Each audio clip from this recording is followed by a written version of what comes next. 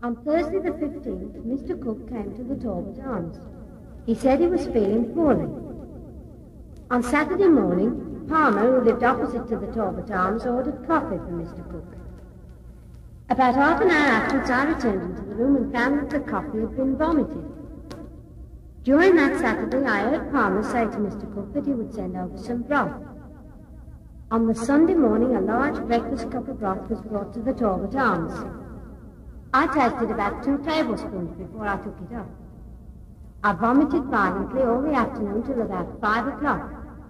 Up to that time, I'd been quite well. I'd taken nothing that I'm aware of that had disagreed with me. About 8 o'clock that night, the housekeeper gave me a pillbox to take to Mr. Cook's room.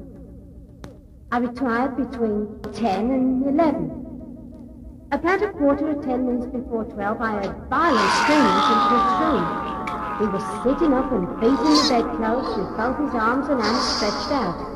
He said, "I cannot lie down. I shall suffocate if I do. Fetch Mr. Palmer." His body, his hands and neck were sort of jumping or jerking. Sometimes he would throw back his head upon the pillow and then he would raise himself up again. He appeared to have much difficulty in breathing. The balls of his eyes were much projected and it was difficult for him to speak. He screamed 3 or 4 times. He called aloud, "Murder," twice. He asked me to rub one hand. I found the left hand stiff. It stretched out as though the fingers were something like paralyzed. The stiffness didn't appear to be gone after I'd rubbed him. He recognized Palmer when he came in and said, "Oh, Palmer, I shall die." Palmer replied, "Oh, my lad, you won't." Palmer left. He brought back some pills. He gave him a drop from a wine glass after giving him the pills. Cook said he couldn't swallow them. At Palmer's request, I gave Cook a teaspoon of toast and water. He snapped at the spoon with his head and neck, and the spoon was fast between his teeth. It was difficult to get it away. The water washed the pills down. Mr. Palmer handed him the wine glass. It was 3 parts full with a liquid of a dark, heavy-looking nature. Cook drank it. The liquid was vomited up immediately. The stuff smelt like opium. Palmer said that he hoped the pills were not returned, and he searched for the pills with a thrill. He said, "I cannot find the pills." Cook seemed to be more easy. I next saw Cook about 6 o'clock on the Tuesday morning. He asked if I'd ever seen anyone suffer such agony.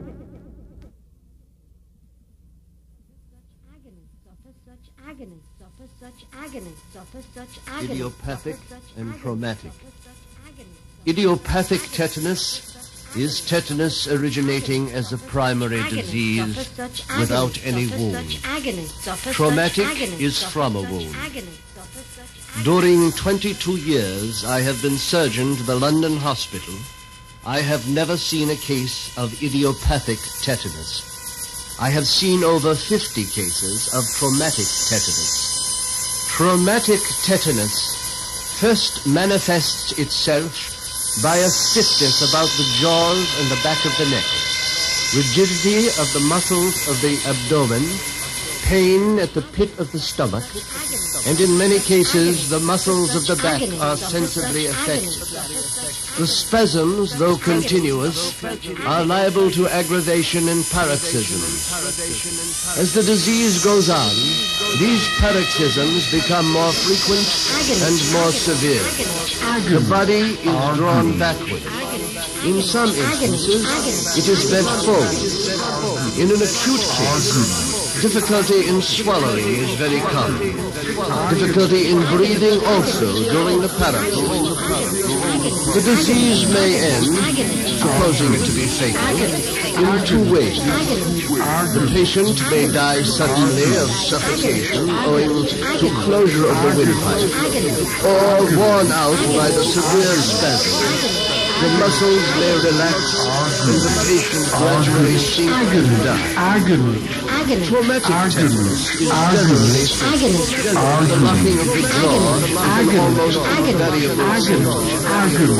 The lower extremities are sometimes affected, and sometimes the upper. The muscles affected are chiefly those of the trunk.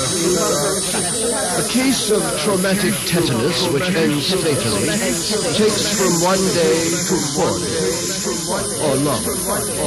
I never heard of a case in which a man would be attacked 1 day, and then have 24 hours respite, and be again attacked the next.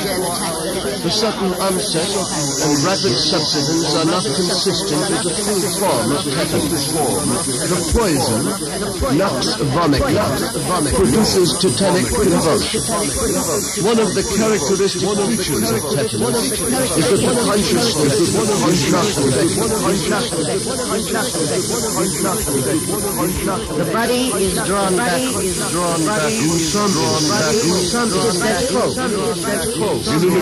Difficulty in swallowing. Difficulty in breathing also during the pause. The muscles affected are chiefly tetanus, which ends fatally, takes from 1 day to 4 days. From about 6 to 11 minutes. The time is influenced by the strength of the dose and the strength of the animal.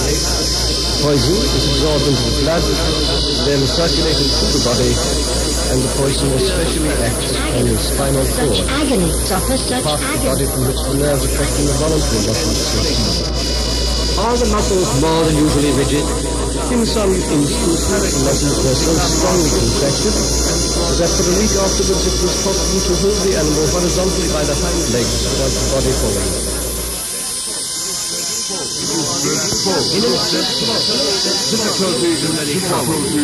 Difficulty in breathing also during the morphia, strychnia, veratria, the poisons of tobacco, hemlock, asthma is an almost invariable symptom. The lower extremities are sometimes affected, and sometimes the muscles affected are chiefly those of the trunk. The case of traumatic tetanus takes from 1 day or longer.